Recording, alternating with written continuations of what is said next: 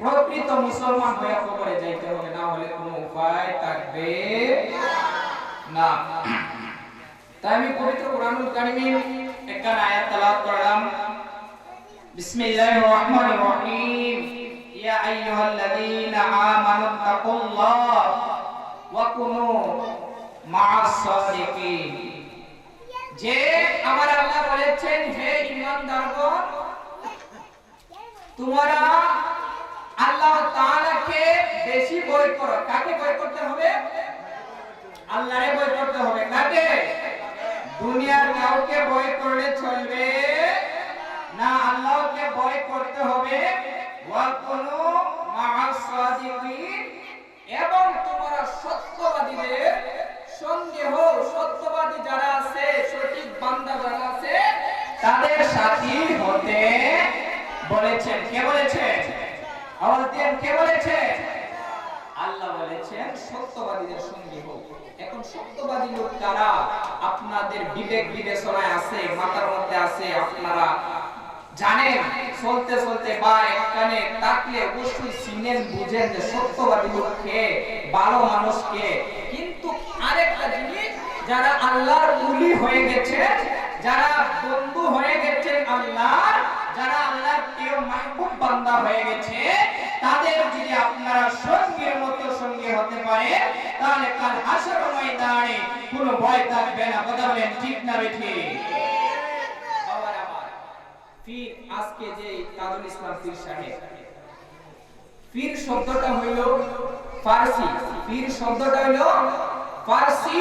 ওই পীর শব্দের সমার্থক শব্দ হইল মুর্শিদ। ওই মুর্শিদ শব্দটা হইল আরবি। মুর্শিদ শব্দটা হইল আরবি। পীর কোরআনের মধ্যে নাই, কিন্তু মুর্শিদ শব্দটা কোরআনের মধ্যে আছে। তাহলে মুর্শিদ অর্থ হইল যে একজন জ্ঞানী লোক, পথ প্রদর্শক লোক, আল্লাহ তাআলার সঠিক পথ দেখানোর লোক, তারাই হইল পীর মুর্শিদ। যারা আল্লাহ তাআলার পথ চিনায়, আল্লাহকে চিনায়, আল্লাহর হাবিবকে চিনায়, আল্লাহর পথ চিনায়, তারাই হইল প্রকৃত পীর। কথা বলেন ঠিক না বেঠিক?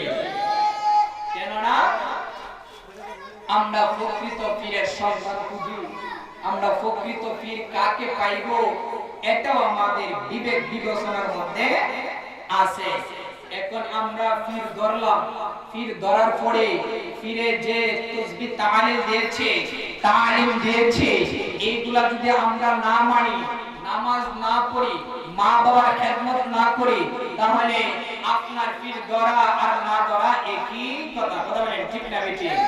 পীরের একটা উদ্দেশ্য থাকতে হবে যে আমার কাছে মুরিদ হয়েছে, আমি যেন ওই আমার মুরিদটাকে, আল্লাহর বান্দাটাকে সঠিক পথ দেখাইতে পারি এবং আল্লাহর পথে চিনাইতে পারি, আধ্যাত্মিক পথগুলা চিনাইতে পারি। এটা পীরের ধারণা মাথায় থাকতে হবে। এটাই হলো পীর এবং মুরিদের বৈশিষ্ট্য, এগুলা থাকতে হবে। এখন আমাদের মধ্যে উল্টা পাল্টা চলে গেছে। উল্টা পাল্টা চলছে কি? পীরে বলে একটা, পরে আরেকটা। যদি কয় বাবা আমার কাছে আইসো, ঠিক আছে, কিন্তু তোমার মা বাবা কেমন আছে, তোমার মা বাবার খেদমত কইরো, এই কথাটা বললে দেখা যায় বেজার হয়ে যাবে। যদি বলে বাবা তুমি নামাজ পড়ো, দেখা যায় এই পীরের মুরিদ পাওয়া যায় না। এখন পীরও মুরিদের বাইরে চলছে। বলবেন যে হুজুরে কি বলে? বাবারে এই সমাজটা এমন একটা সমাজের মধ্যে আমরা চলতেছি যে এখন পীর মুরিদের বাইরে চলতে হয়। বেশি পড়া করে না। অনেক পীর আছে যে আমার মুরিদ ছুটিয়া যাইবো গা, আবার অনেক পীর আছে যে মুরিদ থাকলে থাক, না থাকলে না থাক, আমার যেটা হক এটা আমার বলতে হবে। তাহলে আমার অনুরোধ থাকবে, আজকে যারা এসেছেন এখানের মধ্যে, যদি আপনি সঠিক নিয়তে আসেন, সঠিক ভাবে থাকেন, মা বাবার খেদমত করেন, পাঁচ ওয়াক্ত নামাজ পড়েন এবং পীরের কাছে যান, অবশ্যই আপনি একটা না আরেকটা ফলাফল পাইবেন। এই বিশ্বাসটা আমাদের আছে। আছে না নেই? তাহলে আমার অনুরোধ থাকবে, আপনারা পাশাপাশি নামাজ পড়বেন, মা বাবার খেদমত করবেন, সত্য কথা বলবেন, সত্যবাদীদের সাথে চলবেন। আবার আরেকটা কথা, এখন আমি সব মতে ঠিক আছে নামাজ পড়ি, নামাজ পড়লে আবার যদি শাস্ত্রের মধ্যে সব আলোচনা করি, গীবত করি, নিন্দা করি, মিথ্যা কথা বলি, তাহলে এই নামাজ পড়ে কোনো লাভ হবে না। বাবারে, যদি সঠিক বান্দা হইতে চান অনেক কষ্ট করা লাগে। যারা পীর হয় দেখবেন অনেক কষ্ট করে, যেমন আজকে তাজুল ইসলাম পীর সাহেব, আপনারা জানেন উনি অনেকে অনেক কথা বলছেন যে অনেক কষ্ট করছেন, উনি আধ্যাত্মিক জগতেও ছিলেন, অনেক সময় কানা না খায়াও থাকছেন, অনেক নিয়াজত করেছেন, তাই ওনাকে মানুষে বিশ্বাস করে। কথা বলেন ঠিক না বেঠিক? অনেকে আবার ভালো ফলাফল পাইছে, তাহলে কষ্ট না করলে কোনো কিছু মিলে না। তাহলে আমরা কি করব? ওলি আউলিয়াদের সহবতে থাকবো, পীর সাহেবদের রূহানি ফয়েজ যেভাবে হাসিল হয় এইভাবে আমরা থাকার চেষ্টা করব। বন্ধুরা আমার, বাবারা আমার, আজকে যারা এখানে পরিশ্রম করতেছে, অনেকে দেখতেছে খাওয়াইতেছে, অনেকে কষ্ট করতেছে, একটাই উদ্দেশ্য যে আমরা আমাদের পীরের বাড়িতে আসছি, ওই কষ্টটা করলে অবশ্যই আমরা একটা না আরেকটা ফল পাইব। কথা বলেন ঠিক না বেঠিক? বন্ধুরা আমার, ওই যে তারা কষ্টটা করতেছে, যদি নিয়তটা ঠিক থাকে অবশ্যই পাবে। যেমন আপনারা ছিলেন, একজন ওলি ছিলেন, কি ওলি? বরফির আব্দুল কাদের জিলানী রাহমাতুল্লাহি আলাইহি, ওনাকে সবাই ছিলেন। কথা বলেন ঠিক না বেঠিক? উনি তো ছিলেন একজন বড় ধরনের আল্লাহর ওলি। উনার মুজিজা কি বলবো, উনার দরবারে যে আইছে সঠিক নিয়ত নিয়া সুর পর্যন্ত কুতুব হয়ে গেছে, যে যে নিয়ত নিয়া আইছে রে বাবারা, সবাই একটা না আরেকটা ফলাফল নিয়ে গেছেন। কথা বলেন ঠিক না বেঠিক? যেমন গাউসে পাকের একজন বাবরসি ছিল, কথাটা একটু বুঝেন। ওই বাবরসি বছরের পর বছর ওই দরবারের মধ্যে পাক কইরা মানুষদেরকে খাওয়ায়, মানুষদের খেদমত করেন। ওই গাউসে পাকের বাবরসি, ওই বাবরসি দেখেন যে কত মানুষ ওই দরবারের মধ্যে আইতাছে যাইতাছে, পরিবর্তন হইতাছে। এমন কি বাবারে, সন্তান নাই যে ঘরের মধ্যে, ওই গাউসে পাকের সন্তান পর্যন্ত দিতেছে, কিন্তু ওই বাবরসি যে বছরের পর বছর খেদমত করতেছেন, কোনো কিছু পাইতাছে না। ওই বাবরসির একদিন হঠাৎ কইরা মনের মধ্যে রাগ উঠে গেল, রাগান্বিত হয়ে ভাবতেছেন, ওই বাবরসি বলতেছেন, হাই রে হাই, আমি ওই দরবারে আর থাকবো না, ওই দরবারে আমি আর খেদমত করব না। কারণ কি কয়, আমি বছরের পর বছর যাইতেছে, আমি দেখতেছি কোনো কিছুই পাইতেছি না, ওই দরবারে আমি আর খেদমত করব না, আর থাকবো না। ওই বাবুর্চিটা মনে মনে ভাবতেছেন, কি করতেছেন? ভাবতেছেন, কি ভাবতেছেন? যে ওই দরবারে আর খেদমত করবে না, এই দরবারে থাকবে না। বাবরসি ভাবতেছে, কেন না? উনি কোনো কিছু পাইছে না, কোনো কিছু পাইছে না। এক বলতেছে গাউসে পাককে, যে আমি আর থাকবো না। কেন তুমি থাকবা না? কেন? আমি থাকবো না, এতদিন হয়ে গেল, বছরের পর বছর যাইতেছি, আপনার দরবারে তাইকে আমি কোনো কিছু পাইতেছি না, কিন্তু আমার চোখের সামনে দিয়া অনেকে আসতেছে, আপনার দরবারে বিপদ নিয়ে আসতেছে, ছেলে নাই, মেয়ে নাই, আপনার কাছে চাই, আপনি দিয়া দেন, কিন্তু আমি যে খেদমত করলাম, আমি তো কোনো কিছুই পাই না। এটা আমার একটা কষ্ট। গাউসে পাকে মুস্কি হেসে দিয়ে বলল, পাগল রে, তুমি পাইবা, অবশ্যই পাইবা, থাকো আমার দরবারে থাকো। এই কথা বলছে, কিন্তু বাবরসি আর থাকতে রাজি না। আমি চলে যাব, আমি থাকবো না, যেহেতু কিছু পাই না। গাউসে পাকে থাকো। এই কথা বলার পর বাবরসি কি করলো? বাবরসি কি করলো? হঠাৎ কইরা এই দরবার থেকে চইলা গেল। বাবরসি যখন দরবার থেকে বাবারে চইলা গেল, পর যখন কোথায় হেঁটে হেঁটে পায়ে হেঁটে হেঁটে অতিক্রম করতেছেন, ওই কোথায় যাইবে এইভাবে হাঁটতেছে হাঁটার পরে যখন দেখতেছেন শরীরটা ক্লান্ত হয়ে গেল, ক্লান্ত হয়ে যাওয়ার পর নিজে ভাবতেছে যে আমার আর হাঁটার ক্ষমতা নাই, একটু বিশ্রাম নিব। ওই গাউসে পাকের বাবুর্চি কি করলো, একটা গাছের মধ্যে গেল, গাছের ধারে গিয়ে হেলাম দিয়া বাবুর্চি কি করলো, একটু জিরাইতাছে, বিশ্রাম নিতাছে, যাতে একটু আরাম আয়েশ পায়। এইভাবে বাবুর্চিটা গাছের সাথে হেলাম দিল। হেলাম দেওয়ার পরে ওই বাবুর্চিটার চোখে ঘুম আসলো রে বাবা। ঘুম আসার পরে ওই বাবুর্চি স্বপ্নে দেখতেছেন যে 72 জন কুতুব কি করতেছেন, আল্লাহর মাহবুব বান্দারা, তারা দ্বীনের দাওয়াত দিতেছেন। ওই রাস্তা দিয়ে হাঁটতে আসলেন, আসার পরে ওই 72 জন মাহবুব বান্দা তারা কি বলতেছেন যে আমরা একদিন, 2 দিন, 3 দিন হয়ে গেল আমরা ইসলামের দাওয়াত দিতেছি, অথচ আমরা কোনো কিছু খাই না, কোনো কিছু খানা পাই না, আমাদের পেটের মধ্যে খিদা লেগে গেল। এই 72 জন এইভাবে ভাবতেছে, আল্লাহর মাহবুব বান্দারা ভাবতেছে কি করা যায়। এই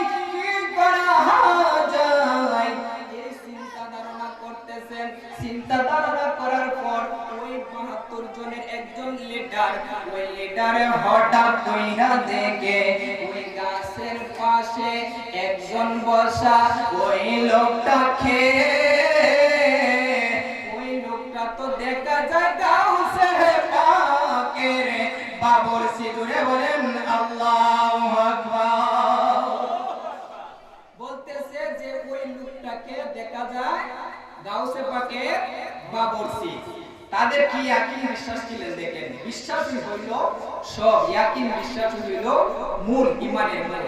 বিশ্বাস না থাকলে যত কিছুই করে হবে না, বিশ্বাস রাখতে হবে। তাহলে ওই একজন যে লিডার, ওই লিডারে বলতেছে যে অবশ্যই বাবুর্চি গাউসে পাকের বাবুর্চি। গাউসে পাক যেহেতু আল্লাহর ওলি, বড় ধরনের ওলি, উনার দরবারের কুকুরের পর্যন্ত দাম আছে, মূল্যায়ন আছে, মর্যাদা আছে। ওই বাবুর্চির একটা মর্যাদা আছে, যেহেতু গাউসে পাকের দরবারের বাবুর্চি। তারা একজন আরেকজন এইভাবে মারতেছে। লিটারে বলতেছে, হে আমার সঙ্গীরা, আমরা তো ক্ষুধার্ত অবস্থায় আছি, আমাদের ক্ষুধার অবস্থা খুবই খারাপ, পেটের অবস্থা খুবই খারাপ, আমরা তো আমাদের খিদার নিবারণ করতে হবে।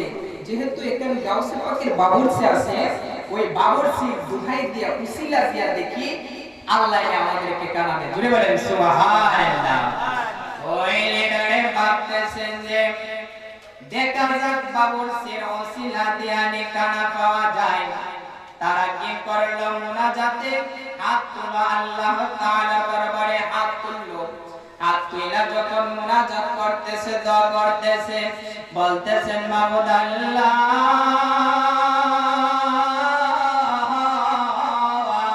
ও পরওয়ারদিগার মাওলা, আল্লাহ গো, ও দয়াল আল্লাহ, ওই যে গাউসে পাকের বাবুর্চিকে আমরা দেখতেছি, আমরাও তো আপনার বান্দা, আমরা দ্বীনের দাওয়াত দিতেছি, দ্বীনের খেদমত করতেছি।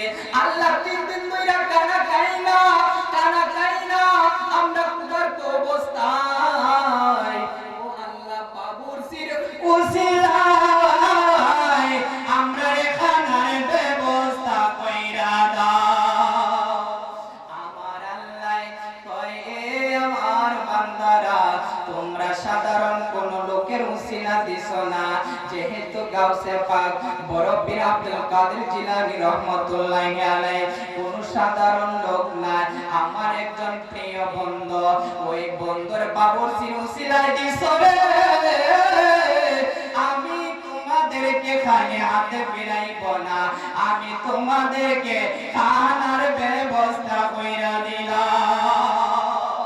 বলেন সুবহানাল্লাহ। তাহলে খানার ব্যবস্থা করলেন, আর ওই দিক দিয়ে বাবুর্চি কি দেখতেছেন? স্বপ্নে কি দেখতেছেন? স্বপ্নে এগুলা স্বপ্নে দেখতেছেন। এরপরই বাবুর্চি কি করলো? ঘুম থেকে জাগ্রত হইল, চোখ খুললো, চোখ খুললা দেখে যে অবশ্যই ওই যে লোকগুলা ছিল, ওই লোকগুলার জন্য খেয়ে জানি কাঞ্চা নিয়ে আসতেছেন। জোরে বলেন সুবহানাল্লাহ। কাঞ্চা সাগরনা নিয়ে আসতেছেন, তাদের জন্য নিয়ে আসতেছেন। এই বাবুর্চি বেহুশ হয়ে গেল। এই 72 জন তারাও বাবুর্চিকে ডাক দিল, বাবুর্চি সাহেব, গাউসে পাকের বাবুর্চি সাহেব, আপনিও আসেন আমাদের সাথে কানার মাঝে শরীক হয়ে যান। কিন্তু ওই বাবুর্চি পাগলের মতো হয়ে গেছে, বেহুশের মতো হয়ে গেছে। কি রে, আমি কি কানা খাবো? তারা তো আমার দুহাই দিছে, উসিলা দিছে, উসিলার মাধ্যমে আজকে এই কানার আয়োজন। তাহলে তো অবশ্যই এখানে ব্যাপার স্যাপার আছে। কথা বলেন ঠিক না বেটি? অবশ্যই এখানে ব্যাপার স্যাপার আছে। ওলি আল্লাহর বাংলাদেশ রহম করো আল্লাহ, দয়া করো আল্লাহ, পীর মুর্শিদের বাংলাদেশ রহম করো আল্লাহ, দয়া করো আল্লাহ, শাহজালালের বাংলাদেশ রহম করো আল্লাহ, দয়া করো, রহম করো আল্লাহ, দয়া করো। সিপাহসালার বাংলাদেশ রহম করো আল্লাহ, দয়া করো আল্লাহ, রহম করো। তাহলে কার উসিলা দিছিল? বাবুর্চির উসিলা। কার উসিলা? বাবুর্চি। বাবুর্চি কার? গাউসে পাকের। গাউসে পাকের দরবারে বাবুর্চি। বাবুর্চি তো আপনারা চিনেনই, যে কানা দানা পাক কইরা খাওয়ায়। তাহলে ওই বাবুর্চি বেহুশ হয়ে কি করলো? আবার দৌড়াইতে দৌড়াইতে গাউসে পাকের দরবারে গেল। জুড়ে বলেন সুবহানাল্লাহ। গাউসে পাকের দরবারে গেল। গাউসে পাক দেখতেছে ওই বাবুর্চি দৌড়ায়া দৌড়ায়া পাগলের মতো আসতেছে, আর গাউসে পাক তাকায়া তাকায়া মুস্কি হাসতেছে। মুস্কি হাসা বলেন, বাবুর্চি রে, ও বাবুর্চি, তুমি আবার কেন আমার দরবারে আসলাই? গাউসে পাকের পায়ের মধ্যে জড়ায়া কইরা কয়, হুজুর আমার বেয়াদবি হইছে, আমারে মাফ কইরা দেন। জোরে বলেন সুবহানাল্লাহ। ওই হুজুর, আমি বুঝতে পারি নাই আমি কি দল পাইছি। গাউসে পাক কয়, কি হইছে? কয়, আপনি মনে হয় জানেন। গাউসে পাক মুস্কি মুস্কি হাইসা কয়, পাগলা রে,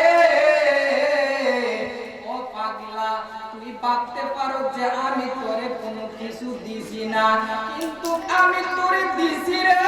কিন্তু যারা আমার দরবারে আসে তারা হইল মেহমান অতিথি, তাদেরকে আমি যে কোনো একটা কিছু দেয়া ফিরাইয়া দেই। কথা বলেন ঠিক না বেটি? আপনারা এখানে যদি একটা লোক আসে, তাহলে আপনারা কি করেন? আপ্যায়ন করেন না? যতটুকু পারে একটু দেয়া দেন, বুঝ যেমনি হোক পারে বিদায় দেয়া দেন।